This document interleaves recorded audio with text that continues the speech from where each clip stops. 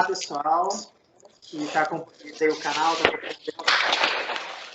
Como prometido, hoje vai ser o nosso primeiro vídeo para tá tratando de um tema, né, muito atual, muito presente agora, que está aí afligindo a educação nacional, que é o Covid-19 e Educação Um Novo Mundo, né? E para estar fazendo esse bate-papo, para estar falando sobre isso, eu convidei a professora Roberta Viola, mais que uma professora, uma amiga, excelente profissional, maravilhosa, muita gente conhece, né? Vou falar um pouquinho sobre a formação dessa pessoa maravilhosa. Ela é bióloga, especialista em biociências e saúde. Estou com uma colinha aqui, tá, gente? Especialização em avaliação ambiental, é instrutora de primeiros socorros. Atualmente é coordenadora e instrutora da Inloco Consultoria, coordenadora e professora de área pré-social militar do ENEM, no município de Saquarema, e professora de biologia no ensino médio do Centro Educacional Milton Mota. Ufa, né? Professora assim, né? Ao mesmo tempo, fazendo mil coisas. Roberto, boa noite. A gente está gravando à noite, né? Boa noite. Muito obrigado por você ter aceitado o convite. É uma honra muito grande estar começando esse projeto, esse primeiro vídeo desse projeto, com uma profissional como você, que a gente sabe que é comprometida com a educação, que faz o que faz como a gente faz, por vocação, porque gosta, porque ama aquilo que faz, né? A gente sabe que a educação não dá para viver só de amor, eu sempre brinco muito disso, a educação não se vive só de amor.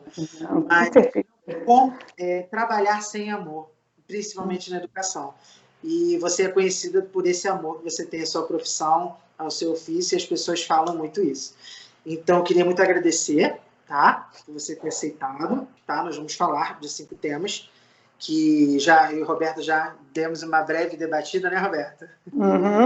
Já discutimos um bocado sobre o assunto. O primeiro tópico, são 2 tópicos iniciais que a gente vai estar falando aqui com vocês, que é uma espécie de introdução, mas que ele é muito voltado para a área de biologia, e esse é o principal motivo da Roberta estar conversando com a gente, não é só falar da educação escolar, né, mas também de uma educação cidadã, de promover a saúde, de falar um pouquinho sobre esse Covid-19, popularmente conhecido como coronavírus.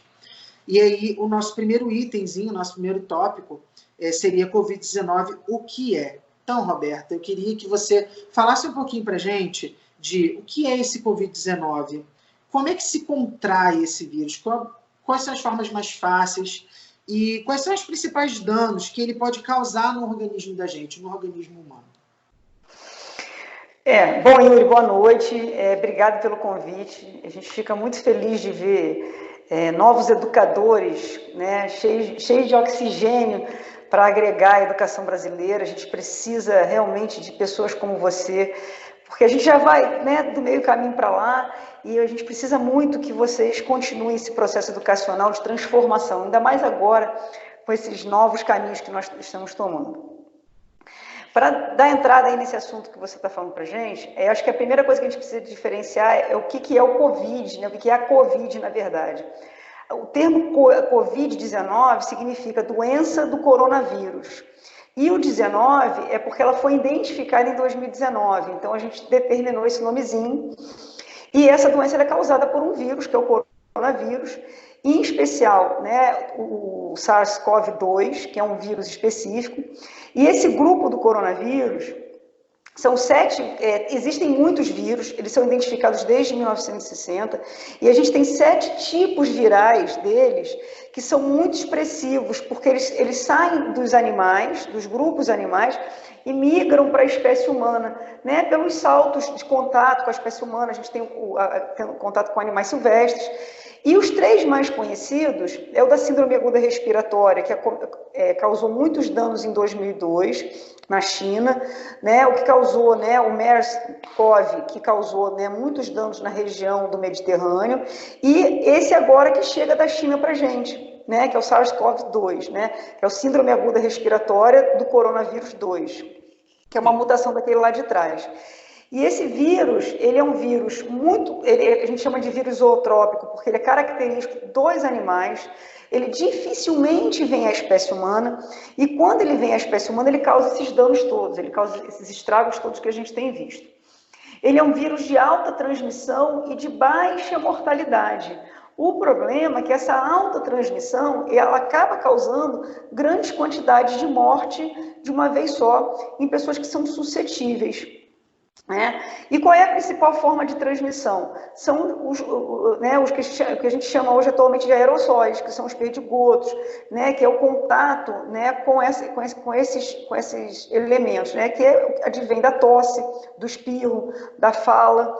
Então, a principal forma de transmissão é essa, contato direto e indireto. O contato direto são com esses aerossóis e o contato indireto é quando, né, esse aerossol toca no nosso corpo, uma outra pessoa toca no nosso corpo e faz essa transmissão, ou por objetos contaminados. Então, eu acho que esse é o primeiro momento aí que a gente pode colocar com relação a esse vírus aí. E deixa eu te perguntar, isso já indo para o nosso segundo tópicozinho aqui, né? A gente também, 2 professores falam pra caramba, a gente tem que não deixar todo mundo doido, né?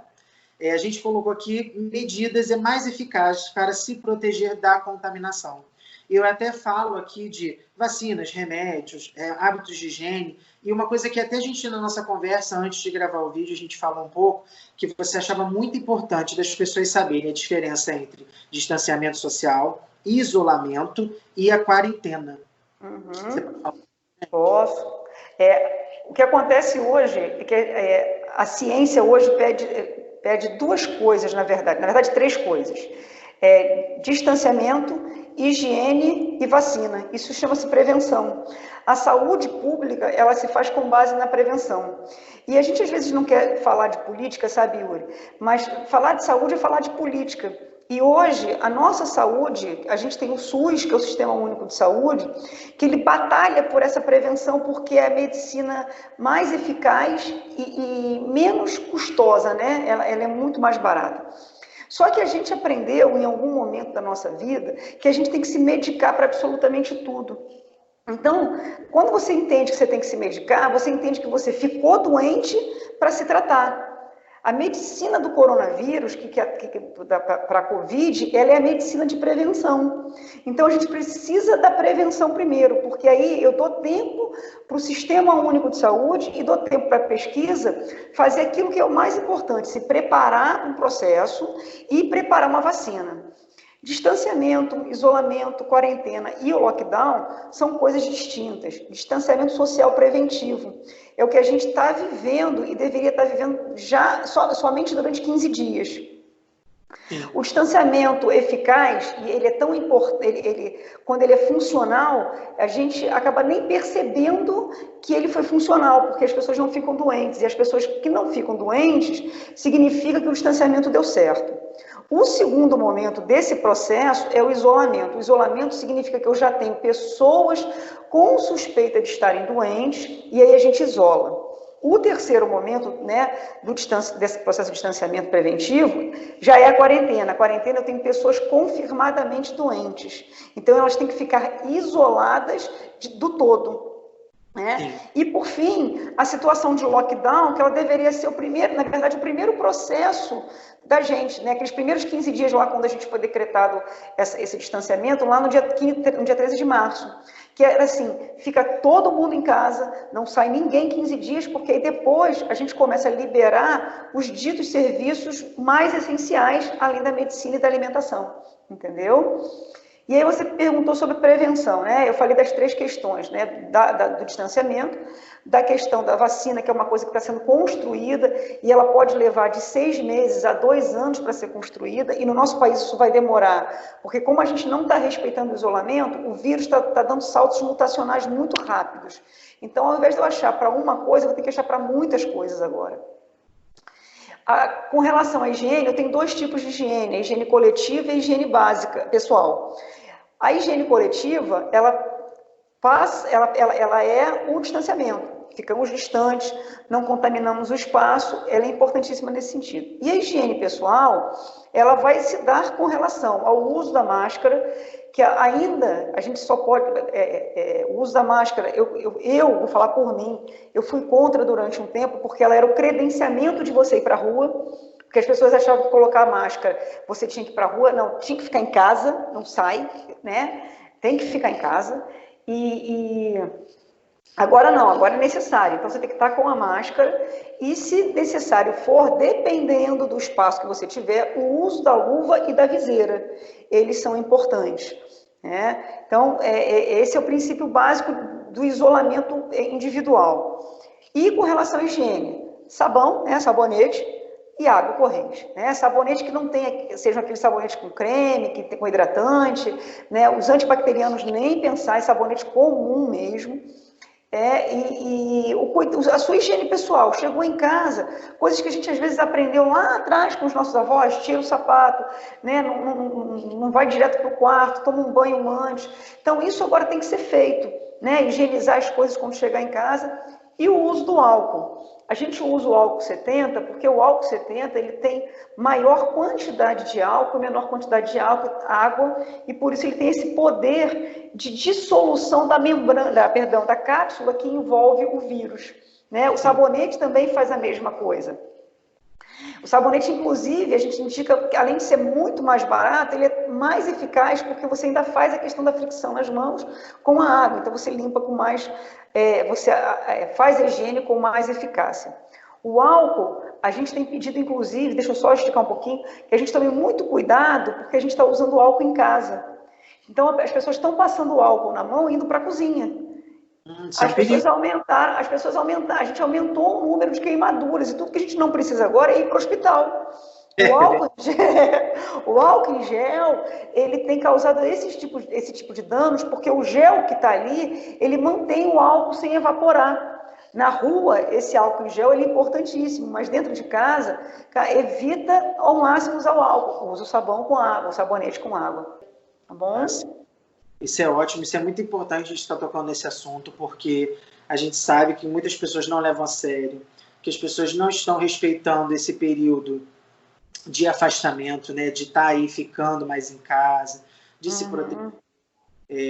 Os jornais vêm batendo muito nessas teclas, vem falando muito disso. Então, eu achei muito importante a gente começar esse nosso bate-papo falando sobre isso, sobre sobre como se proteger, porque educar é muito mais do que só uma educação escolar superficial, né? Se a gente está querendo promover a educação, esse é um bom começo para esse momento que a gente está vivendo.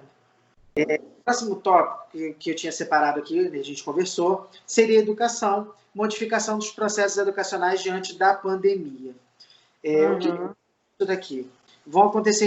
Já estão acontecendo diversas modificações na forma como a educação está sendo gerida no país, por causa, não só no nosso país, né, no mundo, por causa dessa pandemia. Né? A forma de aprender, a forma de ensinar, como as pessoas estão lidando com a questão tecnológica, como que a gente está lidando com a questão de currículo, proposta pedagógica, como é que está lidando com planejamento, como é que os gestores estão nessa história, orientadores pedagógicos, educacionais, docentes, alunos. Ou seja, é muito complexo, né? São vários grupos, todo mundo ali existe, vive naquele mesmo ambiente, e a gente tem que fazer tudo funcionar agora de uma maneira muito nova. Então, o intuito da gente estar conversando também, além de falar um pouco sobre o Covid, é principalmente para falar de como está a escola nesse momento, como está o sistema de educação e como que a gente pode estar fazendo para estar melhorando tanto quanto o profissional da educação, esse processo de estar transmitindo, né, esse processo de ensino-aprendizagem, e como a gente também pode estar melhorando e fazendo da melhor forma possível para que esse aluno aprenda, que ele consiga se adaptar a essa nova metodologia. Uma coisa muito importante que eu queria colocar aqui, que todo tipo de pessoa pode assistir esse vídeo, pessoas que estão em formação, pessoas que já têm formação, ou pessoas que não tenham formação dentro de educação. Mas uma coisa que é muito importante é que as pessoas esquecem. Eu já vi algumas críticas do tipo assim, porque o professor ele está em casa, né? Ele vai só fazer uma aulinha, é rápido, é fácil. As pessoas precisam entender que a gente tem que seguir uma série de legislações. A gente segue uma proposta pedagógica que vem conteúdos para a gente passar para esses alunos de acordo com o ano, né? Aquele aluno. Nós temos que passar pelo nosso orientador pedagógico, que vai dar uma olhada nesses conteúdos, nas nossas propostas, nos nossos trabalhos. Então, há todo um processo. E isso torna complexo a criação de um conteúdo online, porque são várias turmas, porque são turmas diferentes, de instituições diferentes, como a Roberta até pontuou no nosso bate-papo, cada instituição tem uma metodologia diferente, o orientador trabalha de uma forma diferente, o gestor solicita coisas diferentes. Então, o professor está no meio dessa guerra, ele está no meio desse tiroteio. Então, para ele, é complicado saber lidar e se adequar com todas essas realidades. A gente, quanto profissional de educação, a gente fica suscetível à LDB, que é a Lei de Diretrizes e Bases, a BNCC, que é a Base Nacional Comum Curricular, que é nova, inclusive, ela é bem recente. A maioria dos profissionais de educação estão se adaptando a ela, estão estudando essa BNCC para poder inserir ela no cotidiano escolar. O ECA também entra aí, e a própria Constituição Federal de 88, que ela também tem parte na educação, né? Eu estou aqui, gente, com o meu roteirinho, ó, dando papel, para a gente não se perder. Tá? Somos dois. Eu estou com o papelzinho. E aqui eu botei uma coisa que a gente também já tinha conversado, a gente conversou sobre tudo, sobre a mudança na postura do gestor, do cara que é orientador educacional, do cara que é orientador pedagógico, em relação ao corpo docente e à comunidade escolar. A gente está passando por um período onde a gente está saindo de um sistema totalmente presencial, e a gente está indo para uma educação não presencial. A gente até conversou um pouquinho sobre isso, sobre uma dúvida aí de EAD, educação não presencial. A Roberta levantou essa questão, que foi muito válida. Para quem não sabe, que a gente também não estava sabendo de tudo isso, a gente foi lá, procurou, bateu. A gente está vivendo um momento emergencial, então isso é uma educação não presencial, diferente do EAD. Por quê? As escolas de ensino regular, né, que têm educação básica, elas são de modalidade presencial. Então, como a gente está num período emergencial, que está tendo a necessidade de usar a tecnologia para terem aulas virtuais, a gente utiliza aí do artigo 32 da LDB, que fala da educação não presencial. Essas aulas vão ser por meio de teletransmissões, até que se normalize e volte a ser presencial de acordo com a modalidade de ensino que é proposta nas escolas públicas e privadas. Tranquilo. O orientador pedagógico, ele, além de analisar tudo aquilo que o professor entrega para ele, ele propõe atividades, ele propõe projetos, ele propõe metodologias para que os professores possam trabalhar com os seus alunos, né? O orientador educacional, ele faz atendimento direto para o aluno, ele faz atendimento direto com a família, e também há uma necessidade de uma mudança. Porque não é porque a gente agora está trabalhando virtualmente que a gente tem que encerrar esse tipo de contato, esse tipo de atendimento. Pelo contrário, o orientador pedagógico, nesse momento, ele tem um papel crucial, ele precisa se atualizar, correndo, né, meio que rápido, porque ele precisa bolar metodologias para os professores poderem trabalhar, auxiliar esses professores, propor atividades, formas de acessar, e, por outro lado, o orientador educacional, ele também tem que não abandonar essas famílias, não abandonar esses alunos. Muitos orientadores educacionais lidam com a educação especial também, né, com crianças especiais, adolescentes especiais, e isso é tudo muito complexo. Essas pessoas não podem ficar desamparadas do dia para a noite, né? Então, há uma necessidade de uma mudança de postura, de uma mudança de atitude, literalmente, perante tudo isso. Tá? Roberto, quer colocar alguma coisa? Que eu falo, não, por enquanto... Tá tranquilo, né? Uma coisa que eu até vou somar aqui, porque tem muito a ver, eu estava conversando com a Roberta a respeito de conteúdo, que a gente tinha que ter uma preocupação muito grande de adequar os conteúdos da modalidade presencial para essa educação não presencial nesse momento. O que está acontecendo? Está se pegando um modelo, né, de educação presencial, uma proposta pedagógica, um currículo presencial montado para ser ofertado presencialmente, e estão jogando ele para uma educação não presencial, né, virtual. E não está funcionando muito bem. Por quê? Porque não se encaixa dentro de um modelo virtual, né? Há um excesso de conteúdos ali que talvez não dê tempo. A gente está no processo de adaptação muito grande desse aluno a aprender a lidar com a tecnologia para aprender alguma coisa, né? Absorver alguma coisa em questão de conteúdos, de disciplinas. Então, eu acredito que seria muito importante uma reformulação da proposta pedagógica para esse momento. Não que seja feita até o final do ano letivo, porque a gente não sabe até que ponto essa pandemia vai, até quando, né, a gente vai ficar dentro desse processo. Mas que, pelo menos, enquanto a gente estiver vivendo isso, porque a maioria dos governos, né, eles estão estabelecendo metas, né? 15 dias, depois mais 15 dias, né? Então, dentro desses 15 dias, pegar uma parcelinha daquilo e reformular, né, a gestão de uma escola junto com a orientação pedagógica, as secretarias municipais, estaduais de educação, elas têm como fazer uma reformulação emergencial para poder estar adaptando esses conteúdos para a realidade virtual e para os alunos também estarem se adaptando. Eu conversei com a Roberta, acho que foi até ontem, pelo WhatsApp, a gente está conversando pra caramba, e eu tinha falado para ela que uma amiga minha tinha compartilhado um vídeo numa rede social de uma criança tendo uma crise nervosa. Ela estava tendo uma crise de ansiedade e, ao mesmo tempo, uma crise nervosa, porque ela não estava conseguindo aprender vendo as aulas virtualmente. E ela começava a chorar, ela gritava muito, porque ela não estava conseguindo entender aquilo ali. E, assim, algumas pessoas acharam graça, mas eu, como educador, vi um problema muito grande naquilo ali, né? Uma criança extremamente frustrada por não estar conseguindo aprender. E isso é muito sério, porque não é só aquele momento. Isso pode causar uma série de bloqueios naquela criança. Isso pode causar problemas a longo prazo, problemas no futuro, né? Então, a gente tem que ter responsabilidade com esse novo tipo de educação que está sendo ofertada, essa educação virtual, né? Outro ponto que nós levantamos aqui é sobre a utilização de aplicativos, né? A gente sabe que a tecnologia ela não é amplamente difundida, principalmente no nosso país, nas nossas escolas. A gente tem dificuldade em relação a material, a gente tem dificuldade em relação à própria formação de docentes, né, de trabalhar com esse tipo de tecnologia, e, ao mesmo tempo, os nossos alunos também têm essa dificuldade.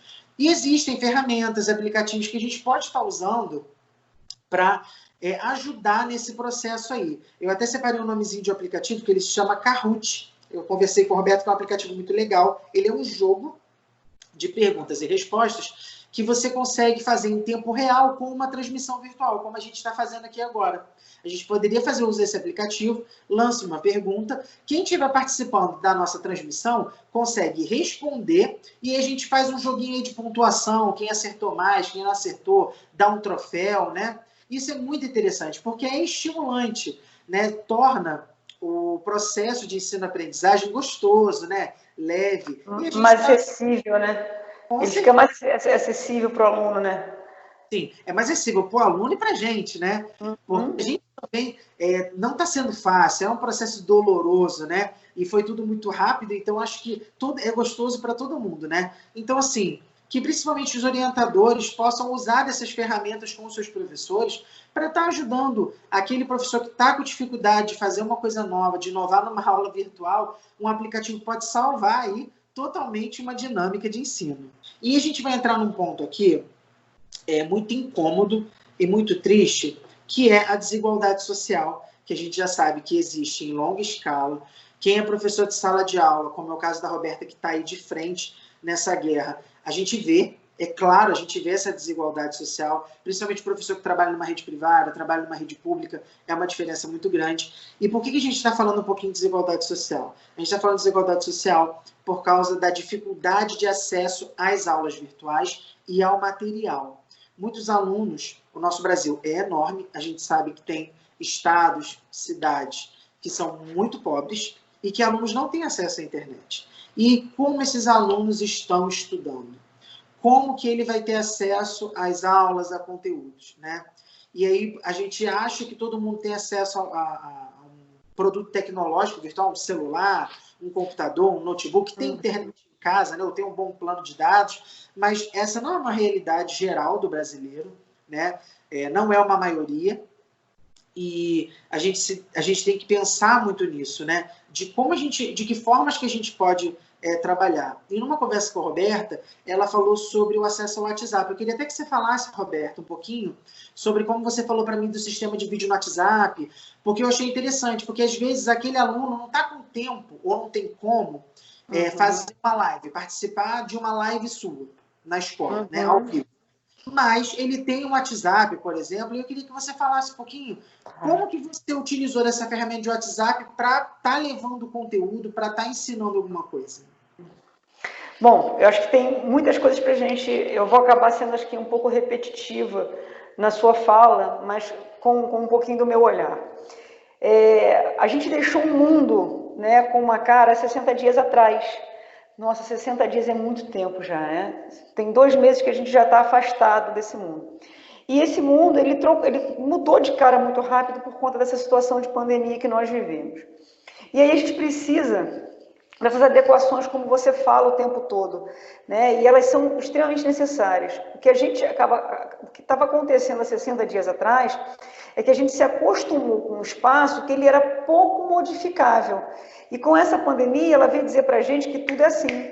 A própria educação é assim, né? Ela é muito rápida. A gente, quando está em sala de aula, a gente tem que dar conta de 30, 40, um espirra, o outro grita, o outro chuta, e aí você tem que dar conta disso tudo.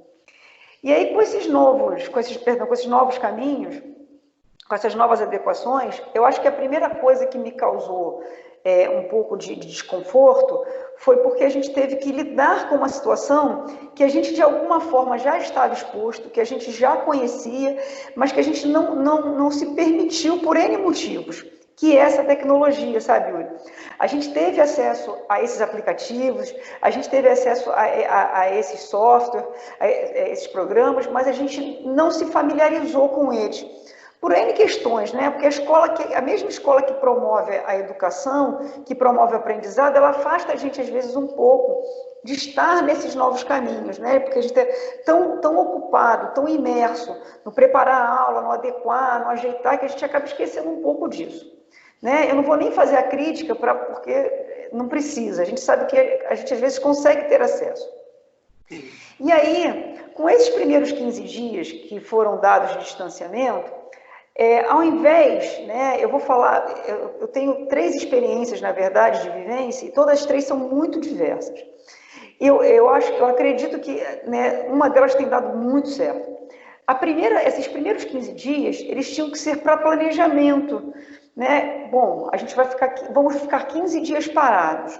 Desses 15 dias, se o 16º a gente continuar parado, a gente vai agir assim. Se o 16º, né, não continuar assim, a gente pode voltar lá para o primeiro dia, tudo bem, está tudo certo. Então, esses 15 dias não era para começar a trabalhar desesperadamente. Por quê? Porque o aluno, o orientador, o gestor, o pai, somos todos sujeitos da educação e não objetos da educação. Então, a gente tem que entender que cada um tem a sua dinâmica. Eu tenho que lembrar que, né, dentro de casa tem um pai, tem uma mãe, tem um avô, tem não sei quantas crianças, e que às vezes só tem um laptop. E que às vezes só tem um telefone. Né? E que às vezes só tem os dados do telefone. Então, eu, enquanto profissional da educação, esses 15 dias, eles deveriam para ser pensados, né, em como o professor vai trabalhar e em como a criança vai receber isso. Né? Eu falo criança, mas eu estou falando adolescente, estou falando o jovem, né, nessa faixa, no todo, né? Então, eu deveria pensar nisso. Por quê? Porque o meu jovem, o meu adolescente, ele tem contato com essas mídias todas, com esses recursos todos, com esses aplicativos todos. Mas ele não tem, assim como eu não tenho, infraestrutura. Hoje, eu e você estamos conversando por um telefone. E eu ainda digo para você, nós somos privilegiados econômicos, porque a gente tem um telefone, a gente tem uma internet em casa, eu tenho um laptop à minha disposição. Eu sou uma privilegiada, mas ainda assim, né, por exemplo, a gente estava conversando um pouquinho antes aí nos bastidores, há uma semana atrás eu fiquei incomunicável, 1 dia e meio, né? Eu fiquei sem comunicação nenhuma. Então, se eu que tenho um pouco desse recurso, imagina aquele que não tem. Tem professor que só tem internet na escola. Eu conheci alguns.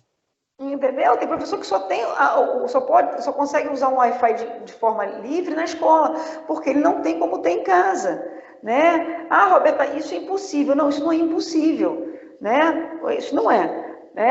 A gente tem que lidar com a educação, ela promove equidade e não mais desigualdade. Então, a gente enquanto professor, a gente enquanto gestor, enquanto orientador, a gente tem que parar para pensar nesses mecanismos todos para depois pensar como é que serão as nossas aulas. Porque, assim, o que tem acontecido em algumas redes, né, em algumas escolas? O professor não está indo trabalhar presencialmente, então eu posso tirar a ajuda de gasolina, a passagem e a alimentação. Só que o cara não perguntou para mim se eu tinha um microfone, um tripé, um laptop, dados. Ele não perguntou nada disso, né? Uma mesa digitalizadora, ele vai lá e diz assim, vai lá e se vira e faz, né? Ele não pensou no meu aluno que adora ir para a escola para ficar na escola, para interagir com os colegas. Ele não gosta de assistir a aula, né? Tem aluno que é isso, a gente sabe disso. Aí, de repente, eu tiro o aluno do seu espaço de interação social, coloco ele preso dentro de casa, às vezes com 3, 4 irmãos, num espaço pequeno, e obrigo o cara a assistir aula, que é a coisa que ele mais detesta na escola, né? E dependendo da casa, nem comida tem, porque a escola era a principal fonte de alimentação dessa criança. Então, a gente tem muitas pontas que têm que ser resolvidas até que eu possa chegar à sala de aula, de fato. Só que algumas escolas pensaram nisso, né? Não, qual é a melhor ferramenta hoje, por exemplo, em que eu vou atender a todo mundo? WhatsApp. Todos nós temos. Aí tem aquelas reclamações, mas o WhatsApp é de uso privado, é disso, daquilo. Tá, mas nesses tempos atuais, a gente se coloca à disposição para ser um facilitador desses processos educacionais.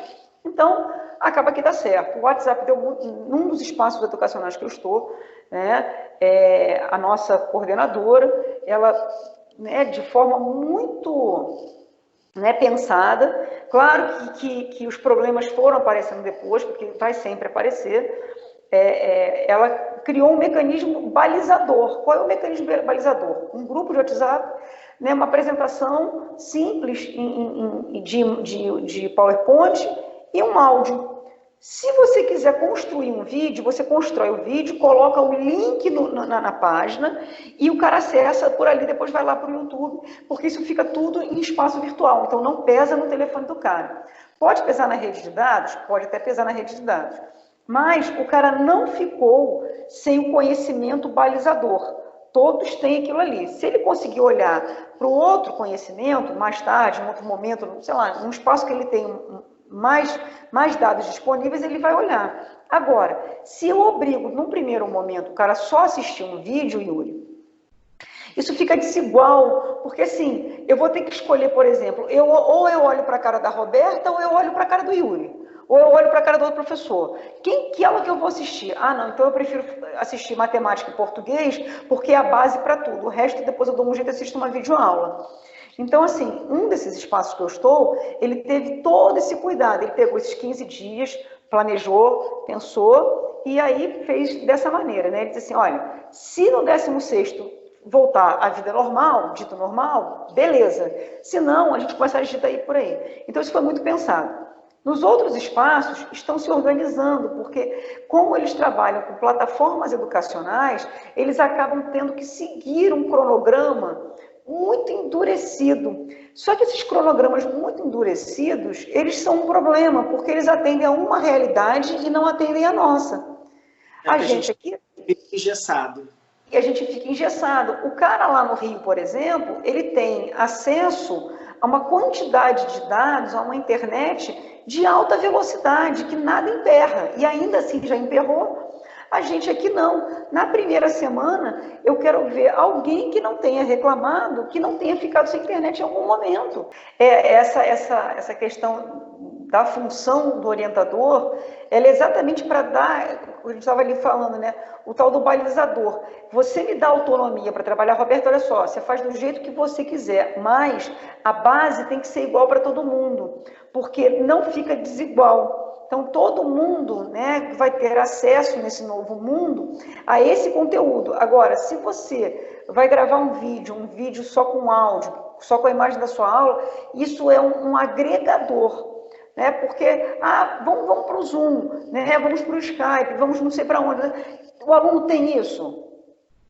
Eu, por exemplo, Yuri, estou tendo que carregar meu telefone 3 vezes ao dia por baixo, um telefone que durava às vezes 2 dias numa boa, e olha que eu futuco o telefone, entendeu? Hoje tem que carregar, porque a gente está conversando aqui por vídeo, né? Aí daqui a pouco você tem que baixar um áudio, então você imagina o nosso aluno que está nessa situação. Qual é a outra coisa? A gente pensa sempre muito no aluno por conta disso, mas eu também tenho que lembrar que, né, na frente daquele aluno tem um professor. E esse professor, em algumas instituições, eles estão largados à própria sorte. Não existe uma relação de conexão, né? A falta desse orientador, né? Vai lá e faz do seu jeito. Que jeito? Daquele jeito estava dando certo. Nesse novo mundo, esse jeito não dá mais certo. A gente tem que repensar. E aí o professor, que ele ficava na escola às vezes o dia inteiro, agora ele está em casa o dia inteiro. Aí ele tem filho, cachorro, marido ou esposa, né, companheiro ou companheira, uma casa para cuidar, roupa para lavar, enfim, ele tem uma quantidade de variações, né, de variáveis que ele tem que dar conta. E ainda tem que montar uma aula em que todo mundo vai assistir sem exceção e que ele tem que usar aqueles recursos que ele não tem, a tal da infraestrutura que ele não tem. Então, uma aula que ele conseguiria preparar em 2 horas, por exemplo, para o padrão sala de aula que a gente tinha, ele agora está levando pelo menos 6 horas para preparar essa aula. Mas ele consegue ter 6 horas aonde? Se ele está numa casa que é um caos. Verdade. Então, tem que pensar nisso. Tem turma, você não está em uma só escola, geralmente é mais de uma turma, mais de uma escola. Então, aí você pode multiplicar esse tempo, porque você vai acabar perdendo mais tempo. Não, a gente o que começou a acontecer, porque aconteceu comigo. Eu comecei a trocar o dia pela noite. Eu comecei a acordar 3 horas da manhã para preparar o material, porque era a hora que a minha conexão estava melhor, né, que eu conseguia preparar o material e revisar o material, porque você tem que preparar, gravar e olhar para ver se ficou faltando alguma coisa, porque se bobear você tem que gravar tudo de novo. E aí, para 7 horas, está lá em sala de aula, um cara que às vezes ele abre o telefone, olha o telefone, e é a Roberta agora, não, já deu ok, lá está tudo certo. Eu tenho que lembrar dessas coisas. Então, a gente não pode esquecer desses sujeitos todos, né? Aí tem pai e mãe. Eu já vivenciei algumas situações, Yuri, que pai e mãe vieram cobrar de mim a presença do aluno na minha aula. Aonde está essa mãe que está em casa com essa criança? É verdade. Entendeu? Sabe? Eu sei que mãe também está atarefada, eu também entendo tudo isso. Então, a gente tem, volto a dizer, a gente tem muitas variáveis que têm que ser resolvidas antes da gente querer um modelo de sala de aula que a gente deixou há 60 dias atrás. A gente tem que pensar em planejamentos mais simples, momentos mais simples e funcionais. Montar um planejamento semanal, por exemplo, evita que o aluno entre todo dia na internet. E funciona. Mas isso é uma sugestão, sabe? Eu também preciso lembrar que o meu aluno foi proibido do celular durante muito tempo. E aí, de repente, eu, enquanto professor, não, camaradinha, pode pegar o celular agora e vamos assistir a aula. Vamos nós aqui assistir a aula. Professora, mas não era proibido. Até o cara entender essa transição também leva um tempo, né? É isso. Verdade.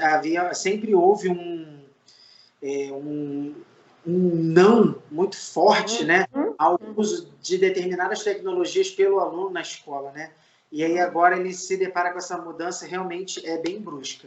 A gente meio que, falando agora, a gente já entrou no outro tópico automaticamente, naturalmente, que seria o magistério, desafios e a tecnologia. A gente desenvolveu um papo sobre educação, falando muito sobre pedagogia e orientação, e a gente naturalmente foi para a parte do magistério, porque, na verdade, é tudo uma coisa só. O trabalho é um só, né? O fruto final de tudo isso.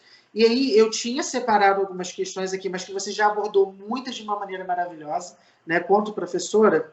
Mas, assim, eu queria te fazer algumas perguntinhas para a gente poder entender melhor quem é professor, melhor, que não está em sala de aula, o que está acontecendo.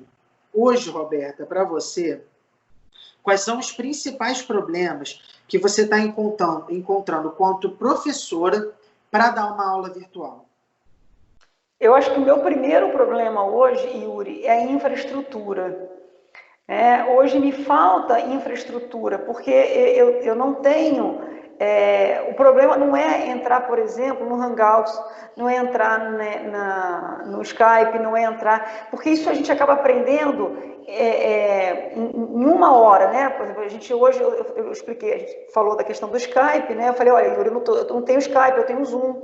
Então, a gente rapidamente se resolve com o software, com o aplicativo, com o programa. Agora, com a infraestrutura, a gente não consegue resolver. Eu acho que a falta de infraestrutura é, para mim, o grande entrave hoje, né? Porque a gente pega o telefone aqui e está batendo papo, deu certo, dá para editar, beleza. Mas se você precisa fazer alguma coisa um pouco mais elaborada, fica difícil, porque se você não tem, né, lá um laptop que tenha algumas funcionalidades, né, um telefone que não tem além, né, de algumas redes sociais, você fica limitado. Então esse para mim é o grande desafio hoje, resolver a infraestrutura. Entendi. E principais aplicativos que você, quanto professora, está usando para trabalhar, que para você se adaptou melhor e os seus alunos também? Tá, hoje tá funcionando bem para mim trabalhar com o WhatsApp, né? Ele tem sido muito eficaz, ele tem sido, assim, né, de todos eles o mais eficaz. Eu comecei o e-mail, o aluno é muito extenso, é muito longo, então o cara, né? A Google dá o Drive para a gente coloca alguns trabalhos no Drive, o cara vai lá, fica disponível para ele aquilo ali, porque às vezes no próprio WhatsApp fica muito encharcado de coisas. E eu estou me familiarizando um pouco mais com o YouTube agora, né, para gravar pequenos vídeos para deixar para os meus alunos. Mas volto a dizer para você, eu acabo caindo no problema da infraestrutura, porque, por exemplo, numa das escolas que eu trabalho, a gente pode conversar pelo Hangouts. Eu não consigo, né, por conta dessa questão de dados, porque na hora que eu deveria entrar ao vivo com esse aluno, né, eu não consigo, não são nem eles não, porque a maioria deles tem uma conexão muito boa, mas eu não consigo estabelecer. Aqui em Saquarema, eu não sei com você, mas eu tenho tido problemas entre 9h30 da manhã e 1h da tarde, fica muito lento. Aí essa minha cara, que já não é bonita, né, com a conexão ruim, fica toda quadriculada. Você imagina o cara olhando para minha cara, esse horário, ele não quer fazer isso, né? E deixa eu te fazer mais uma perguntinha para a gente fechar essa parte que fala um pouco do ministério. Uhum. Como é que você está fazendo para sanar as dúvidas dos alunos? Porque o que acontece? Se você estiver fazendo uma transmissão ao vivo, ótimo. O aluno ele tem a oportunidade de falar com você ali em tempo real e talvez tirar uma dúvida com você e você conseguir responder, né? Ter uma dúvida e conseguir responder. Mas se for o caso de um vídeo gravado, como que você está fazendo para sanar as dúvidas de quando o cara não conseguiu entender muito bem aquele conteúdo? O que está acontecendo, o que a gente tem feito, e eu vou falar por mim, mas eu tenho outros profissionais que estão fazendo da mesma forma, quando o cara assiste aquilo ali, a gente já conversou com ele anteriormente daquele material que está disponibilizado. Então, quando ele acaba de assistir, se ele tem alguma dúvida, a gente pede para que ele ou faça um comentário ali embaixo, que a gente vai entrar em contato e responder de imediato, ou a gente pede para ele entrar em contato via WhatsApp, que é a nossa forma de acesso mais rápida hoje. Se a gente não responde de imediato, a gente está levando em média aí, às vezes 40 minutos a 1h para responder, né, esse aluno. Mas isso não é muito eficiente, sabe? Eu acredito que a gente teria que ter mais momentos ao vivo, como a gente está tendo agora aqui conversando nesse bate e volta. A gente ainda não consegue ter esse bate e volta. O Zoom tem funcionado bem. Mas o Zoom, a gente vai cair no problema da infraestrutura, porque nem todos os alunos acessam. E eu tenho uma outra questão, Yuri. Eu estou no meu escritório, você provavelmente está no seu escritório.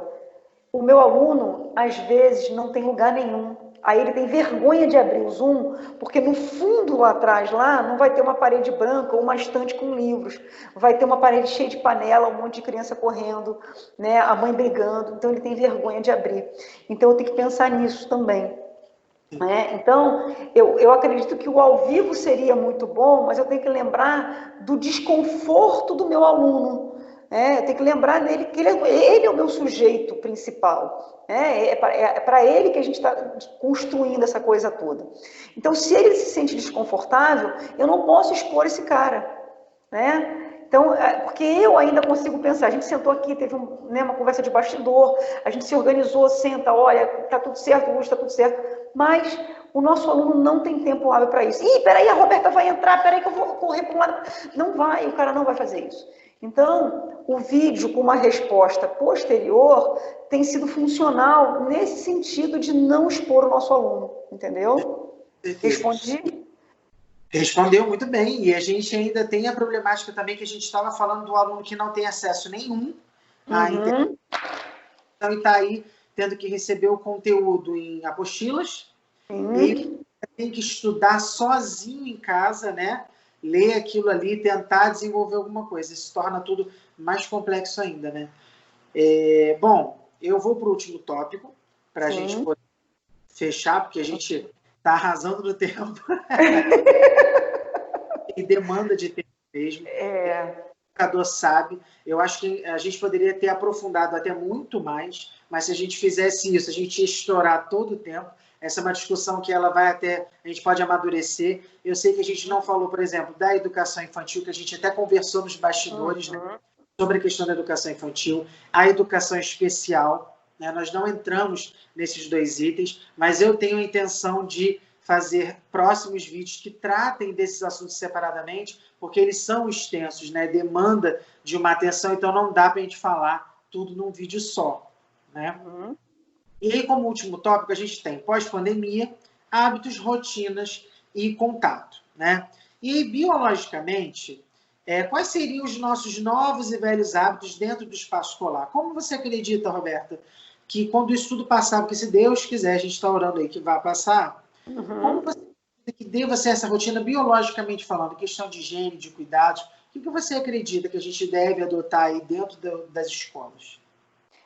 Numa situação mais simples, Yuri, com esse período de pico passando, a doença ganhando um caráter endêmico, onde todos terão em algum momento o vírus, seja de forma sintomática ou assintomática, e que a gente consiga remediar quem ficou sintomático, sabe?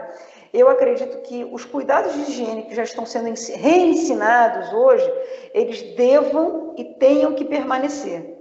O uso da máscara pode parecer um exagero, mas eu acredito que mesmo que a gente entre num processo de voltar à normalidade comercial, a máscara tem que ser de uso obrigatório mesmo agora. Ela não tem conversa, seja no ambiente escolar e no ambiente extraescolar. Chegou na escola, sabe aquela coisa do inspetor tá lá, ó, bota a máscara. Se tirar a máscara, volta para casa, porque aqui você não vai correr o risco. O Ministério da Saúde ele vai precisar criar normas balizadoras, então tem que ter lá máscara, viseira, em tal e tal espaço. Pode-se abrir exceções de acordo com as devidas situações, mas o que não pode se abrir mão hoje é que a gente permaneça com esses distanciamentos de pelo menos 1 metro, o uso da máscara de tecido ou a máscara dentro dos padrões estabelecidos, no espaço sala de aula, e o hábito de lavar as mãos e não ter contato com o material do amiguinho. Mas aí eu tenho que lembrar, como é que eu vou fazer isso na educação infantil, por exemplo, que as crianças se agarram o tempo todo? A máscara vai parar aqui, vai parar no... Sabe? Como é que eu vou pensar nessas estratégias? Uma coisa, eu pegar e falar para você, olha, os protocolos são esses.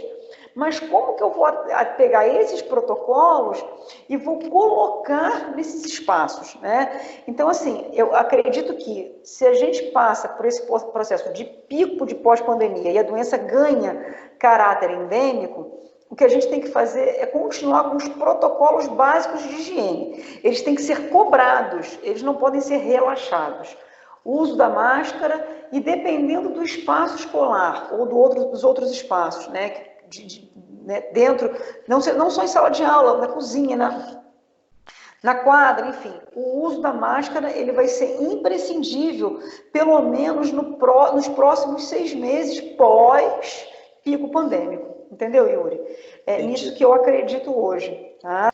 Essa transformação na educação, principalmente em torno de toda essa tecnologia, a gente tem que entender que isso não vai mais regredir, a gente só vai caminhar para frente, né? Sim, com certeza.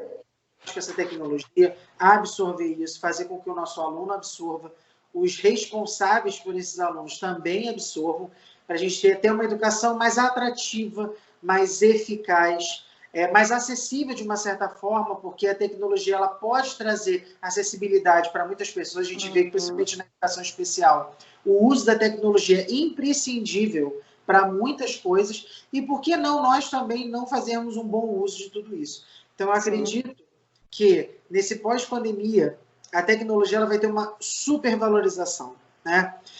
A gente teve uma conversa também sobre as políticas para o uso da tecnologia. Já existem políticas para isso, de modernização das escolas, a aparelhagem. Eu acredito que deva ser reforçadas essas políticas, ou até mesmo criar novas políticas para isso. Qual foi a principal reclamação que eu ouço de colegas de profissão e que você relatou para mim? Falta de estrutura, falta de equipamento, né? Falta dentro da escola, falta para o professor. Eu lembro que teve determinado programa do Estado, há uns anos atrás, que ele dava um notebook. Eu lembrei disso agora, você falou, eu lembrei exatamente disso. Eu lembro disso. A gente recebia o note, mas não recebia internet, porque a internet não funcionava. E detalhe, uma amiga professora que dizia que o notebook não funcionava bem. Não funcionava. Era ruim. Ou seja, vocês ganharam um verdadeiro... né? Elefante branco.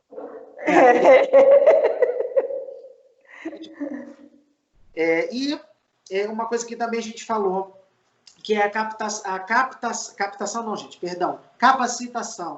capacitação dos profissionais de educação, né? O jovem, ele tem uma facilidade com a tecnologia, ele já tem, naturalmente, a tecnologia já está inserida no dia a dia dele, né? Mas o professor, muitas vezes, não. Muitas vezes, essa tecnologia, esse avanço desenfreado que está acontecendo no mundo, é tão rápido que, às vezes, nem chega nele, e a gente também, às vezes, trabalha muito, não dá nem tempo de pegar aquilo ali. Então, seria muito interessante que o governo, as secretarias, promovessem mais capacitações em torno da tecnologia para profissionais da educação, para que esses profissionais, além de conhecerem esses métodos, né, essa nova forma, aprenderem a utilizá-los. Não adianta só você conhecer uma ferramenta nova, mas não saber usar aquilo ali, não saber em que momento aplicar aquilo ali. Então, acho que, para finalizar esse papo, é muito importante que todo mundo tenha consciência que a gente não vai poder andar para trás, a gente vai ter que andar para frente, que a gente vai ter que aprender com essa nova realidade, né, com esse período de educação não presencial, a gente precisa aprender com isso, e que nós precisamos mudar os nossos hábitos, tanto biologicamente falando, que a Roberta pontuou, de todas as formas que ela podia pontuar, hábitos de higiene, proteção total, e principalmente ter respeito por si mesmo, respeito pelo outro, né, ter essa consciência do respeito consigo mesmo, ter respeito pelo outro. E na educação a gente perceber que a gente precisa mudar, a gente precisa de apoio de orientadores, gestores, docentes, todo mundo junto para oferecer o melhor possível. Roberto, quer colocar mais alguma coisa? Só duas coisinhas aí, prometo ser rápido. A gente hoje passa por um processo de desconstrução e a gente tem que se permitir a entender que a gente está vivendo o caos e a gente vai se adaptar a essas novas formas, né? A gente não pode mais querer um mundo, né, como a gente já falou aqui, como a gente deixou 60 dias atrás. A gente precisa entender essas novas formas, se adequar e seguir em frente. Claro que se adequar e seguir em frente não significa relaxar, principalmente com a questão da educação para a saúde. A gente precisa bater sempre nessa tecla. Qual é a segunda coisa que eu queria falar? Essa questão que a gente está falando aqui, a gente hoje, sabe, Yuri, dividimos angústias. Essa é uma grande verdade, né? Os nossos questionamentos. A gente pode não ter tido tempo suficiente, porque esse assunto nunca se esgota, para se aprofundar como gostaríamos ou como deveríamos, mas viramos voz. Porque quando você se coloca desse lado e eu me coloco desse, tem um outro professor que quando assistir isso vai falar assim, caramba, eu também estou vivendo a mesma coisa. Caramba, ele fala, a Roberta falou de um jeito, o Yuri falou de um jeito, que eu posso redesenhar e eu tenho acesso agora a dois profissionais para a gente trocar ideia. Porque se esse material que a gente está gravando aqui já vai ficar disponível nas principais redes, ele vai questionar lá e falar assim, poxa, Yuri, como é que você fez que deu certo? Porque eu fiz desse jeito e deu errado. A gente começa a criar pontos de interseção, a gente começa a criar pontos de troca. Então, isso é importante. É aquilo que a gente estava falando. A gente já passou do tempo de planejar, a gente já planejou, agora a gente precisa entender que todo dia vai ser um dia diferente. E que essa tecnologia, por mais que seja com uma infraestrutura muito simples, ela está funcionando como ponto de contato. E que ela seja esse ponto de contato, né, para a gente poder fazer a reflexão e estabelecer processos de empatia, porque a gente precisa disso hoje. Se a gente não pode mais abraçar, não pode mais agarrar, não pode mais beijar, porque eu sou sinestésica, eu já saio, né, aquela coisa abraçando. Então, a gente tem que se abraçar por aqui. Então, é isso, sabe? Muito obrigado por você abrir esse espaço, por me permitir trocar essas ideias com você. Claro que eu falaria horas a fio contigo aqui, a gente conversou já um bocado, quero conversar muito mais e que a gente possa sempre estabelecer esses canais, viu? Muito, muito obrigado, parabéns pela sua, né, coragem, porque a gente precisa de coragem para esse novo mundo, né? E a gente está aqui para estar junto, viu? Com certeza. Eu agradeço muito você ter aceitado o convite, já falei isso para você no início do vídeo, mas falo de novo. Admiro você quanto profissional, é uma amiga, eu acho que é muito importante, sim. Eu demorei a criar um pouco de coragem para fazer um canal, para botar, embora algumas pessoas já tivessem falado comigo a respeito, mas eu acho que essa quarentena veio realmente para mudar um pouquinho a gente, para a gente se perceber um pouquinho, e para a gente, quem sabe, tá fazendo uma coisa nova, né? Tá ajudando alguém. Com certeza. Foi muito boa, é isso, é a gente se unir, se comunicar, ter esse ponto de contato. E eu espero que a gente possa ter sempre, que esse canal, né, que esse vídeo que vai para as redes sociais, vai para o canal, que ele possa ser realmente esse ponto de contato, tá? Muito obrigado mais uma vez, valeu mesmo, foi muito legal. Para quem está assistindo, obrigado por estar aturando a gente esse tempo todo. Um tempão, a gente gravou, conversou um bocadão aí. Pois é. Sim, a gente enxugou o máximo que dava, porque é um assunto complexo, a Roberta falou muito bem, é um assunto complexo, é um assunto que ele tem ramificações, não é só isso daqui, a gente vai para outras partes do ensino, outras problemáticas, é bem complexo, mas a gente conseguiu abordar um pouco disso, e a minha intenção é realmente fazer outros vídeos ainda que falem sobre outras etapas de educação, outras partes de educação, para poder estar aprofundando. Tá? Quem tiver dúvida, quem quiser fazer alguma pergunta para a Roberta, fazer uma pergunta para mim, deixa nos comentários, que aí eu estou sempre em contato com a Roberta, tenho o telefone dela, vou encher o saco dela, aí eu mando para ela, se for uma coisa relacionada à biologia, não sou biólogo, mando para ela, e aí a gente responde, a gente coloca lá, responde, ou às vezes, se vocês acharem, gostarem, podem solicitar um novo vídeo, falando, complementando alguma coisa, e a gente faz um novo bate-papo, pode fazer uma live, eu ainda não pensei numa live, esse é um vídeo gravado, mas a gente pode aí estar fazendo uma live, fazendo uma coisa bem legal, tá bom? Roberta, um beijão, tá? Muito obrigado mais uma vez, de verdade, viu? Nada. E fique com Deus até o próximo vídeo. Beijão.